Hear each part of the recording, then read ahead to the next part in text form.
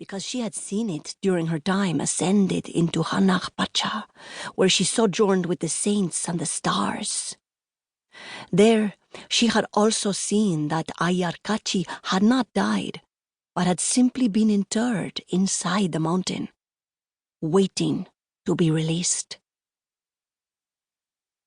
Part 1. Chapter 1. Last night, the ice cream peddlers haunted me. They came to my hotel room and danced around my bed. I knew them from my childhood, when I had stood in the window of Mama and Abue's house and watched them sell their wares to the children from the houses at the bottom of the hill. They never made the strenuous journey up to La Casa Echeverría to sell anything to us. Even when Abue tried to appease me by buying a hand-cranked ice cream maker, and when Carmen made the empleadas churn milk in the kitchen all day, my cravings could not be satisfied.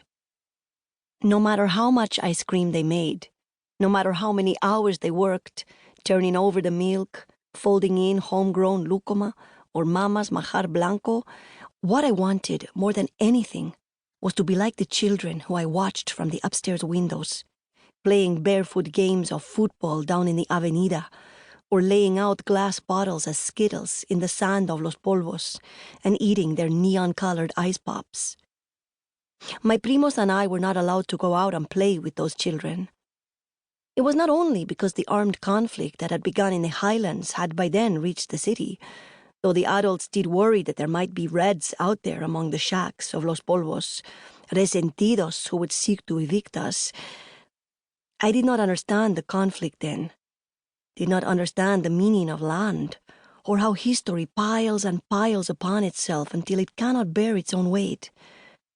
But I overheard some of the younger staff say the war was a pachacuri, that space and time were turning over, and the world would be left upside down and inside out.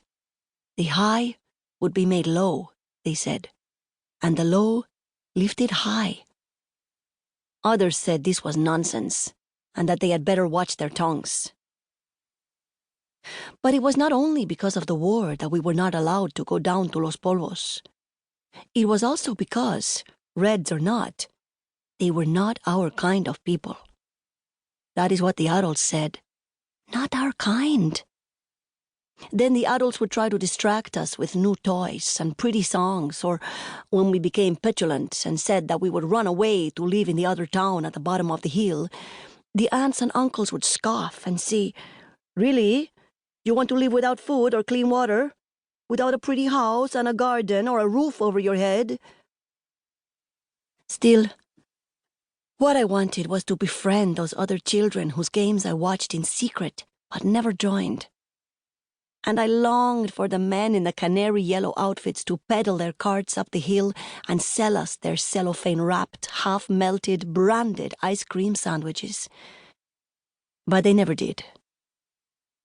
And so, after the many years in which I had forgotten all about them, last night the ice cream vendors came to me. I sat awake for hours while they pedaled their yellow cart bikes around my room, blaring their kazoos and peddling their goods to illusory customers. They sold rancor-flavored cones and bittersweet neon ice pops. They pelted me with ice cubes that melted around me until my sheets were soaked and my body was clammy and shivering. They filled my dreams with painful memories and screamed in my face with gaping mouths and hollow eyes in which I saw only a gaping darkness. Around my hotel bed they rioted, tearing through the cushions with their teeth and swinging from the curtains like demented monkeys. They were furious with me, and I cannot blame them, because today I will hand over the keys for Mama and Abue's house to the developers who will begin tearing it down tomorrow.